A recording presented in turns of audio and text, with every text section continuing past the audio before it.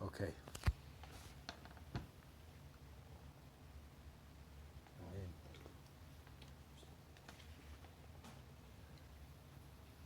Tonight's shir will be the Luli Nishmas Binyamin Chaya, Binyamin Chaim Ben Chaya. His neshama should have Aliyah. He was nifter today. Very sad. A very sad situation of I think a cousin of a Machon Yaakov guy who got a severe infection. It seems to be a time of dinam. For some reason, our good friend here, we lost. And then last week, a shir was in honor of my good friend, my very special friend who lost his child. And apparently there was a fire in the community today. I don't know, something seems to be, he's always communicating with us, but Bezrat Hashem will be able to heed whatever message it might be. But Bezrat Hashem will try our best to connect to the tzaddik. His birthday is tonight, Rosh Chodesh Nisan, Rabbi Nachman ben Fega, ben Nachol Davei Makol Chachma, Rabbeinu Zal, Tzaddik Yisod Olam. Tzaddik Yisod Olam.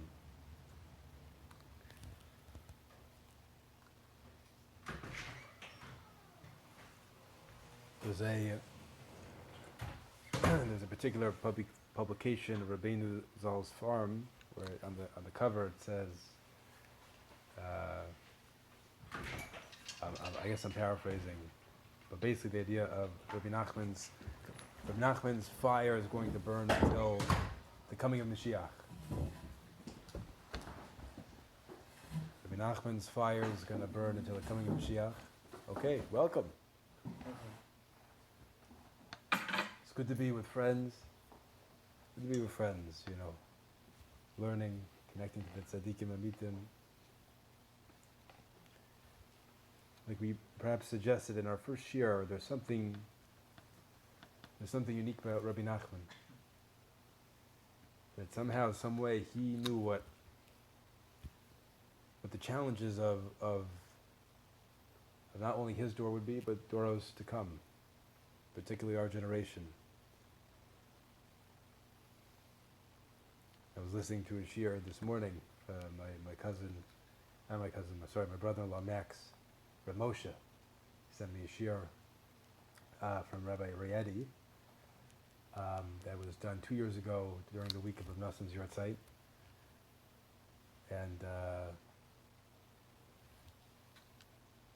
Rabbi Riedi was talking about the inyan of the mind, the inyan of thought, and the connection. Rav Nassim brings down somewhere in the Likutey Lachos, probably in multiple places, but he cited the Makor that I don't remember at the moment, but that the ikar of the human being is the makshavas in his moach, which is the idea of it's connected to the idea of the neshama. And anyone who knows Rav Daver Cohen, his whole chabura that he runs called the Lit Chabura, Living in Tune, he begins that chabura with the idea that it's all about being able to become a black belt of the mind. And I think part of what makes Rabbi Nachman so relevant, and so that people connect so much with him is that he is helping us be metaken the mind, to be metaken the das, to utilize our thoughts and our imaginations in ways that are supportive of our avodas Hashem, as opposed to the opposite. We know that in today's door, probably more so than ever, there is a pagama das, where we are just, our whole quality of life, our whole quality of consciousness is, we outsource it to people, places, and things. I can't be happy because of this. I can't be, all sorts of things that we point to, which keep us shackled from true freedom. Now, interestingly, and not surprisingly, Rabbi Nachman has a Torah about this. The relationship between Yeshiva Das, Simcha, Cherus, freedom. And this is, we're now entering that Tekufa Zman Cherusenu.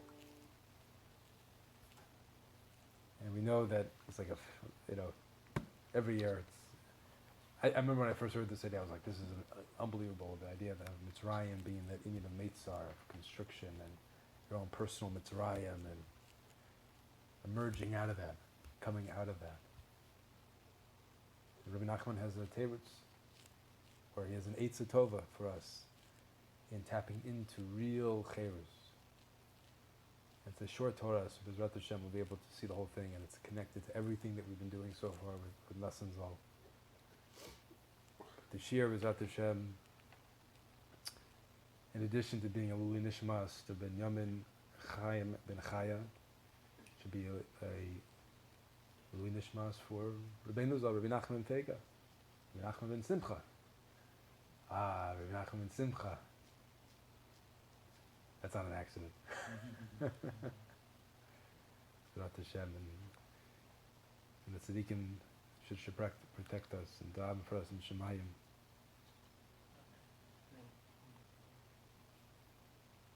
We're in Likutey Moharan Tinyana, the second volume,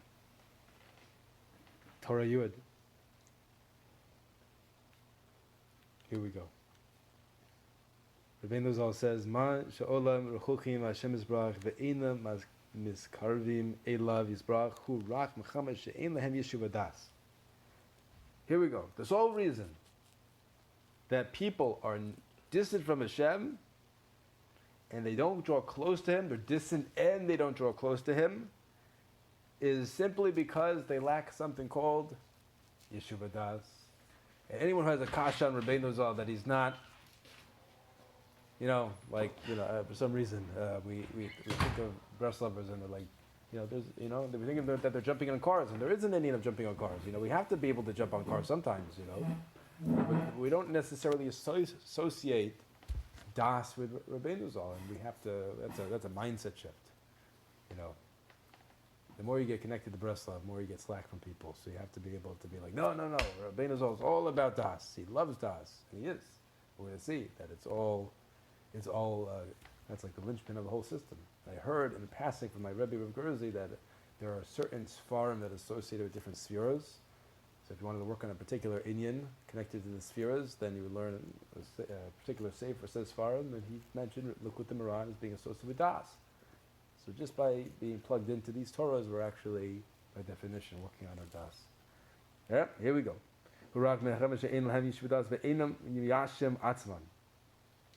And they failed to settle their minds.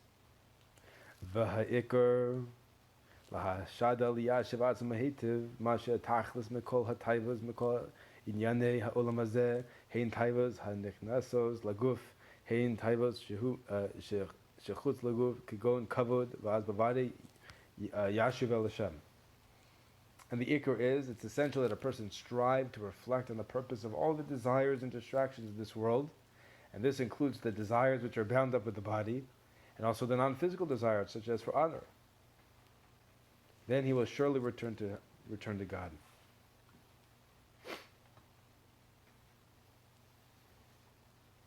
Yeah, we're like, it's amazing how Das is maybe one idea of Das is the capacity to observe. Right? There's our thoughts, and then there's the man within the man, so to speak, the capacity to see our thoughts. And every once in a while, when we were able to slip into the Das. Like Rav Gurzy also, I heard him mention once that he was working with someone, and someone said, "I just want to grab onto Das." And he said, "You can't grab onto Das. It doesn't work like that. You slip into Das." I think Rav Tatz also describes this in Living Inspired, where you can't quite put your finger on it. You just sort of hover around it until you slip into it.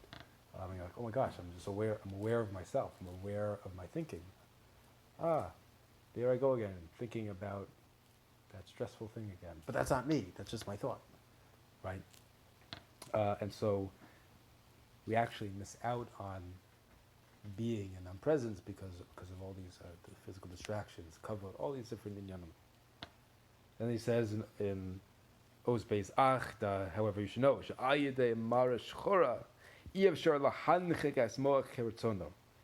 Depression, this thing called Marat Shechora, makes it impossible to direct the mind the way one wants.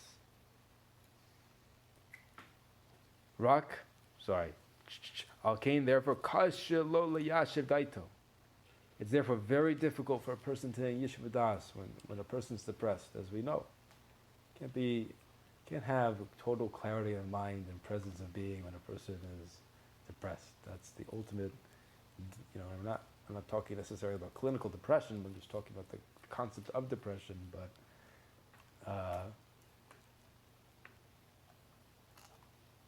where a person is totally taken out of the capacity to be here now, the capacity to observe, because they're shackled by all the heaviness of their thoughts. We can see where this is going, sort of. Rak ayidei simcha, only through simcha, yechola hanchig hamoach chertono. Only joy enables a person to direct his mind.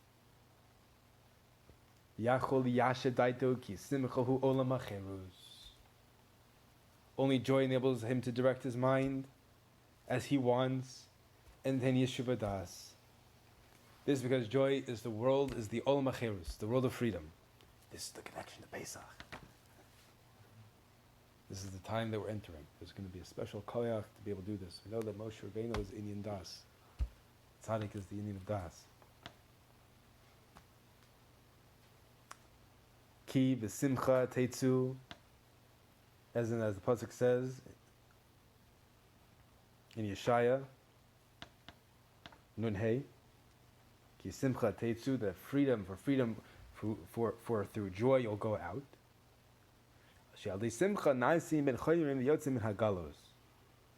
Through joy a person becomes free and they go out of exile. This is why Rabbi Kalmus I heard him say that in his bodedus, when a person makes time for his bodedus, there might be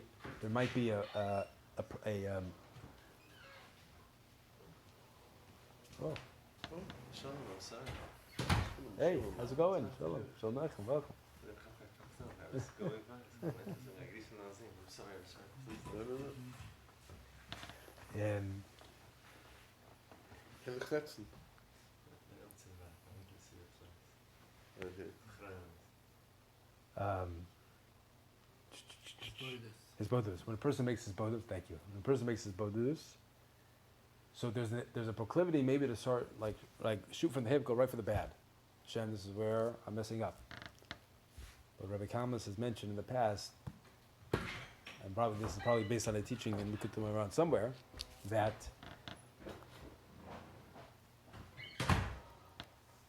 you have to, for simcha, you have to tap into simcha because that's what's going to get you to the yeshiva das.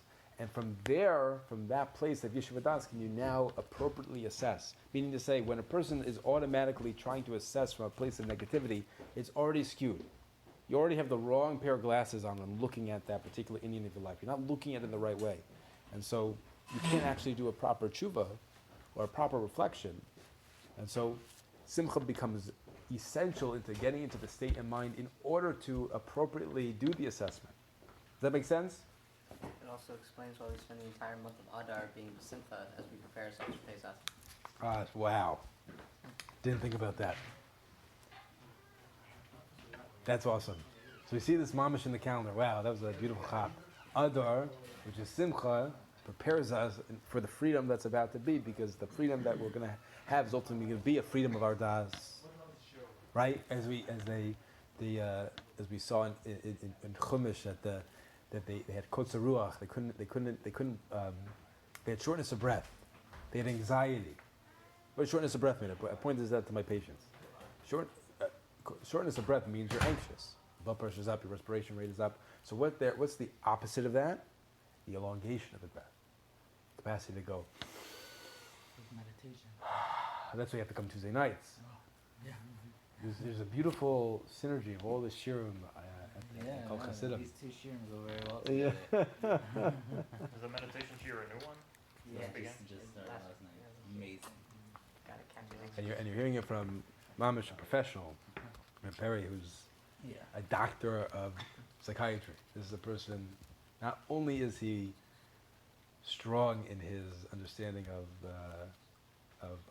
medicine and the mind, but also his being shakua mamish in the world of Chassidus, in the world of mindfulness and meditation. So it's a plug for that year. Yeah, that's good. It's a plug for that year. And it'd be probably a beautiful combination this year and that year, Yeah. all this year. 'Cause then, On a Brussels. you know, the great dynamic duo. Yalkein kish makasha simcha el moach, therefore by binding the mind to joy. Azei mochel v'daito ben churam, a person's mind and das are then free, and he is ve'eno bechinas galus. As a result, and he's not conceptually in galus.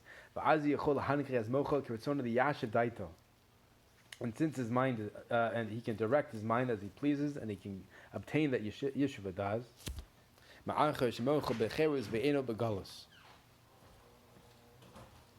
Since his mind is now free and he's not in exile.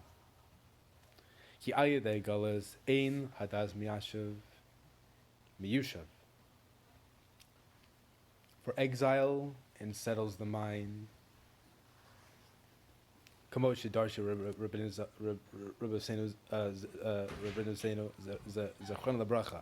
our sages say, right, a teaching regarding the Ammonites and the Moabites. Al b'nei Ammon u'Moab demiyasfa daitehu mechamesh shelo halucha b'galus. Their minds were settled because they actually never went to galus. Oh, nice, Rabbi Chashiv. Nay Ammon and Moab? Yeah, they're. It says over here. I'll share this biur on the bottom. So the Talmud relates that when Achashverosh ordered Vashti to appear before him, and she refused, the drunken Persian king sought to count the counsel from his Jewish advisors, but the advisors were in a quandary. If they counseled death, they feared the king's retribution when he would be sober and again desire her. And on the other hand, advising clemency would demean the crown and incur Achashverosh's wrath. To extricate themselves from the predicament, the Jewish advisors explained that they were no longer in their place. And because of this, they lacked the das needed for judging capital cases. Ever since the temple's destruction and our being exiled, the ability to give counsel was taken from us. Instead, they suggested that Achashverosh seek counsel from Ammon and Moab, nations that still settled in their homelands. The Talmud corroborates the argument which the Jewish advisors gave, citing the verse from Yirmiyahu. Moab has been at ease from his youth, settled on his lees and not been poured from vessel to vessel, and never gone into exile. So in the context of our lesson here, this teaches that when a person is in his place, his das is clear and settled, whereas exile unsettles the mind.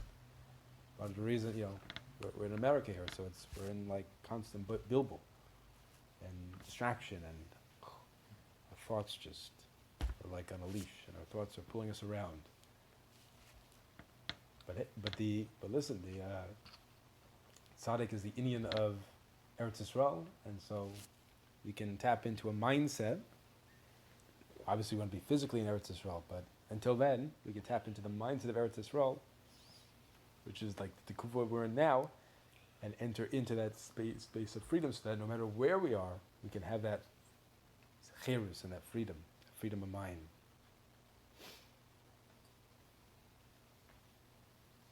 But the nikud over here is that because Ammon and Moab, they never actually were exiled from the lands, they had a unique quality of having yeshiva das that we so to speak didn't have. Bezrat Hashem, we're going to learn Rabbi Nachman's Torahs, and Bezrat Hashem, the Torahs of all the tzaddikim, and we'll be able to be connected to true das.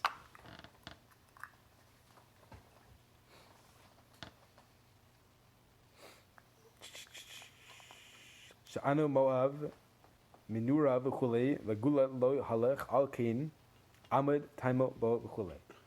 They never gone into exile, therefore its fine flavor has remained.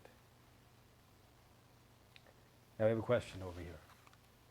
So it's very hard to come close to Hashem when a person is depressed. What do you need? What do you need? You need Yeshuva Das. So how do I get Yeshuva Das? I need Simcha. So what's the obvious next question? How do you get that? Rabbi Yaakov Zahn. He's plugged in. How do you get Simcha? Any guesses? Emunah and Bitachon. I like it. It says if we hear further, but we can't say other things. Let's go to the other things. If you live in the moment, and answer what we learned last night. Right. If you live in the moment, you're always worried or you're sad about the past. If you live in the moment, you're happy.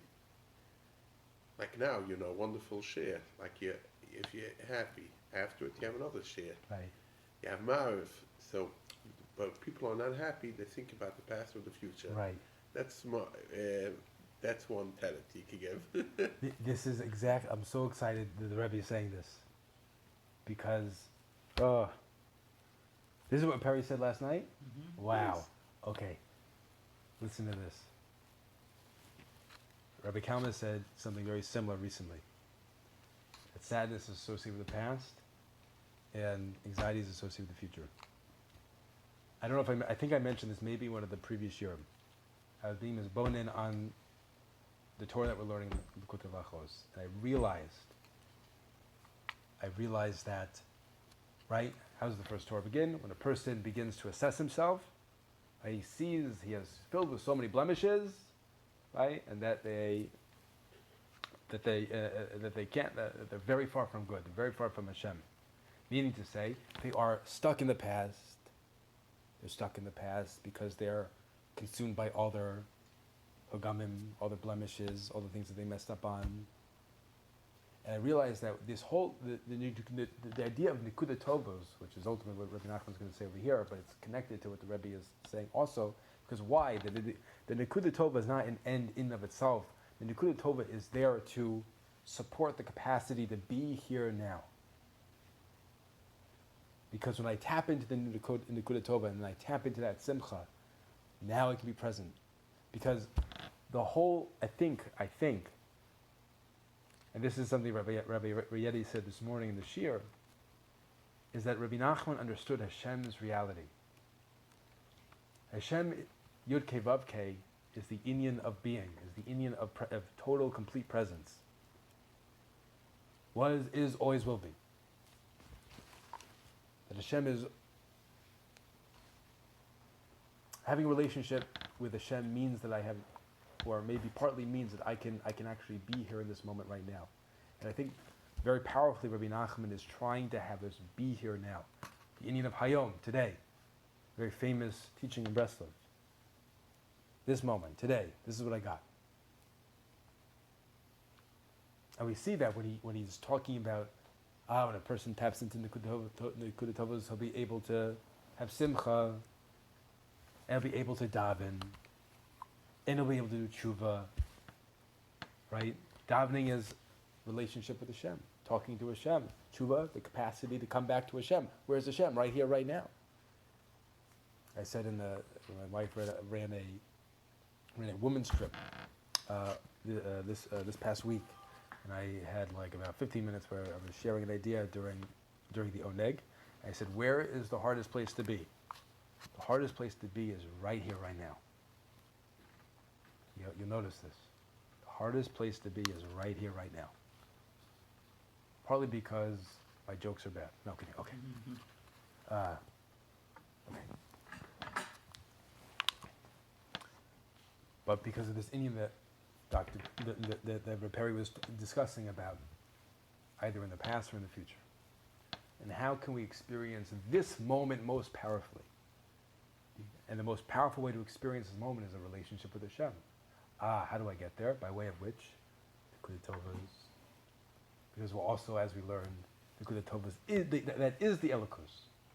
All those shards of Tov that we are connecting to is bringing us into presence of being.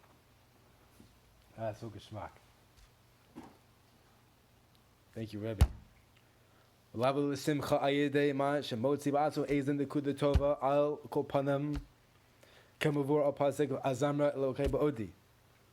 way a person achieves joy is by finding in himself at least some good point.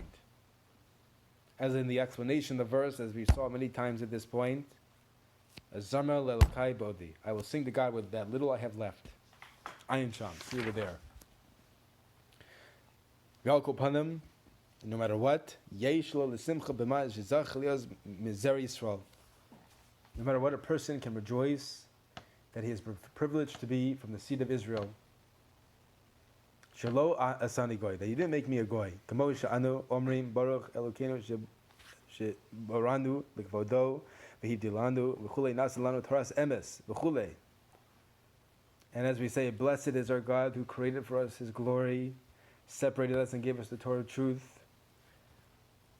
The way Rabbi Rietti said it this morning in the Shir was this idea of the virtue of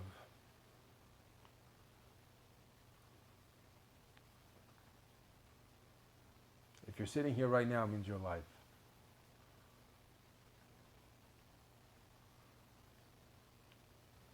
The person can be misameach himself, if they're willing to tap into that and give themselves permission that they're worthy of a good life, they can be misameach with the fact that they're here right now.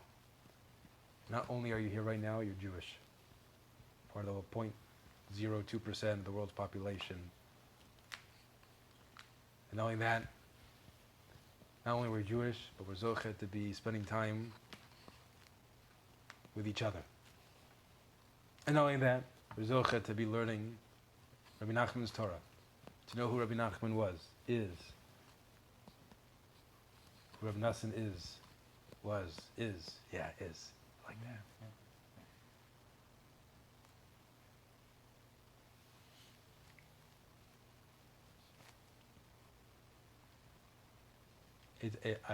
It amazes me how the proclivity to sadness is real, as we all know. But look around. It's like Rabbi Redi used this metaphor of the sun. Let me ask you a question. You don't have to have a science background to answer this question. It might help if you do. Is the sun still shining if there are clouds out? It is a trick question. Right? The sun is shining all the time. The light of your neshama is shining all the time. The light of godliness is shining all the time. The clouds are there, or it's nighttime, but the sun is always shining. And the nekuda is, how do I align my mind, my thoughts, my heart, my words, my actions to convey and to be a vehicle for that light to shine through. Because if we're able to tap into that light that's always already there, and simcha is natural. Like Rabbi Gersh, I think, will say that simcha is your natural state. Joy is your natural state. What do you mean joy is my natural state? It's like such a funny Misa yesterday. we were in Florida, and we were in Florida. That's where my wife led this trip. We were seeing family, and we were going to Walmart, and we were parking in the parking lot. And as we were pulling in, we accidentally kissed the car parked right. Now my immediate gut reaction was like, "Oh God, no!" And it wasn't like a Lakewood car that's like really bent up. It was like a Lexus, pristine Lexus. And I'm like in my and I didn't do. I think I failed the test because I was like it is what it is, you know. Like I wasn't like it's okay. Well, it's great. It's good. We'll just put a note. And then afterwards, I'm like thinking about how I, didn't handle it great, and then you know, and then like, this is going to cost so much money that we don't have. and I'm the cause of my own suffering because I'm in the world of Dimyon. I'm in the world of my own thoughts. And I forgot because we are like lulled into like the distractions and the stuff of life lulls us into distraction, lulls us into forgetfulness. So the fact that Hashem is lovingly supporting every moment of life, I'm forgetting that in this moment because obviously I'm like a little bit frustrated, you know.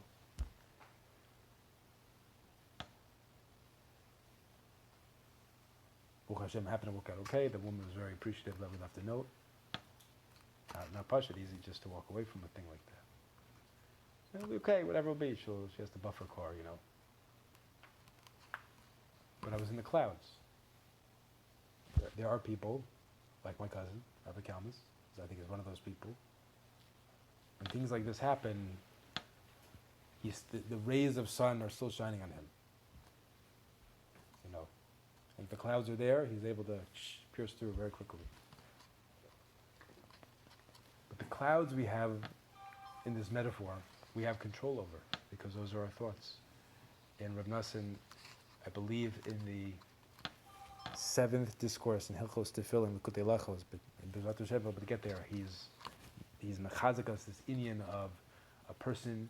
Don't listen to the lies that you can't control your thoughts. A person can control their thoughts. You need to say, this is a delicate point here. We have a therapist in the room. He's like, no, you can't, or you can sometimes. Meaning, we have these thoughts that bubble up in our brain, but we can decide to choose what we think about. Is it hard? Yeah, it's hard. It's not easy to become a Jedi, Navy SEAL, black belt, Army Ranger. Had a patient today, he was a Marine recon. Serious stuff. I want to become a Marine recon in our minds.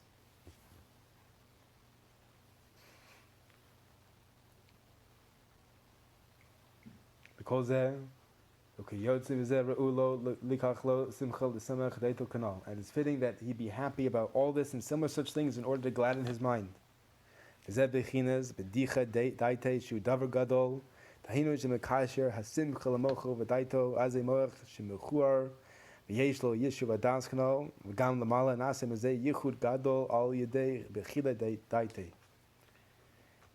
is the meaning of what the Gemara says in Shabbos, of a jovial mind, which is a great thing.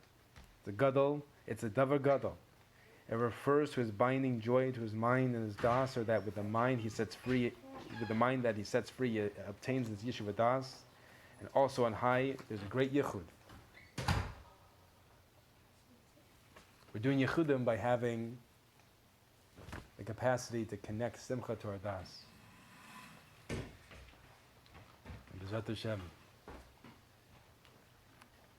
the tzaddikim should protect us in this man. We should tap into real cherus vis-a-vis our nekuda tovos, our simcha, having that yeshiva das, that no matter where we go, no matter where we are, where we find ourselves in our avodas, our avodah hayom, that despite all the clouds, the sun is always shining, the light of our neshama is shining, the light of Hashem is shining, and we can tap into that light.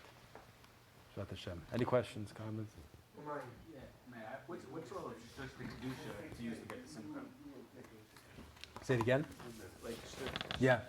shtus, but with kedusha to get the simcha. I'm not talking about dancing on the vans, but I'm talking about dancing on the vans. You know what I mean? Yeah. Okay, so this is great. So I do this exercise with patients. They're like, they probably think I'm like the wackiest person I ever met in their life. So first I have them breathe. Just breathe. And then I'll be like, all right, okay, now stretch. And everyone like goes like this, you know. I'm like, okay, put your arms like this. And I go, all right, go like this. And they're like, you know. And they're like, some of them are missing their teeth. I'm like, oh, I want to see your teeth. And it's okay if you don't have teeth, you know. Thank you. I got excited there, right? And I'm like, smile, you know. And so you see these, the Chavraya Gedish over there, like, with their tongue out, and they're trying to, like, stretch out your face. I first learned of this exercise from Rabbi Dovber Cohen, on a Shabbaton. I was dating my wife at the time, and he's like, "Okay, guys, like probably I don't know 80 people in the room or something like that," and he's like, "Go like this." You know. Now I was like into it, but I don't think Sarah was so. You know, I think she it was too early on. You know. Now she'll do it. You know. But I think that's part of the Indian is the Indian of play, of learning how to tap into play, because we're so like we get so bogged down with our stuff and our job and our responsibilities and having fun, like just telling a joke, you know. Obviously everything within the Daled Amos of the halacha, but I think something Rav Gurzy shared with me is that tzaddikim are like children with das. And you'll notice this, that with certain people, that they're just like taken by life, you know, just wondering, you know. And I think that's like, we have to like give ourselves permission to soften into the chair a little bit, to loosen or put down our like tie slightly, you know, to breathe a little bit, and to be willing to be like, you know, and to find your play, to find that thing that's mechaya you, and it could be, you know, like arts and crafts. It could be magnetiles. It could be being in nature, connected to your Shorsh Hashem, whatever it might be. Music, singing. Could be the shear. Could be the shear. Yeah, this is a serious shear, but we want it to be seriously fun. I saw that quote a little bit from Rav Kivek, where I heard from my cousin, where he's like, Rav Kivek said, yeah, so he said, yeah. So he said something like, you know, the world, you know, is like very serious, but like, you know, I want you to be seriously happy, something like that, you know. Sorry, if I can say something. Yeah, please. Related to this. So, it's Rabbeinu Zal's birthday, and this is normally the Likutey Alachos shir of his Talmud Reb Nasan. It's Rosh Chodesh Nisan, and there's a minhag that many have to recite the Parshios HaNesiim starting tomorrow during the day of Rosh Chodesh Nisan, and the first one who's on Rosh Chodesh Nisan is Nachshon ben Aminadav. So we have now what connects these four names, right? There's the name of the month Nisan, there's the name of the Rebbe Nachman, the name of his Talmud Nasan, and the name of the Nasi Nachshon. What do these four names have in common? Exactly. How'd you Start get that and so end with quickly? the- Because, I don't know. Wow. He follows. So it happens to be, if I can borrow this for a moment, since these four names, all four of them, which are connected to tonight, tomorrow, they all begin and end with Nun. It happens to be that there are those who have the minhag of reciting on Motzai Shabbos. There are several psukim that are brought down that begin and end with the letter Nun. Can't find it exactly, but basically it begins with the very first pasuk in that it begins with the word the pasuk Negat Saras Iti Adam Behu HaKohen. That's in Parshas Tazria, which was Rabbi Nachman was born on Parshas Tazria. Oh, really? So, Wow. So, can't find it here exactly. I thought it would. This doesn't have something that has other things like that. No, but it's in the art scroll. It's Wow. I know that it's in the art scroll Sephardic Siddur from the Lava Malka. But anyway, Shkoyach. so I thought I'd share that tonight. Amazing. Thank you, Chevra. Bezrat Hashem, straight to straight.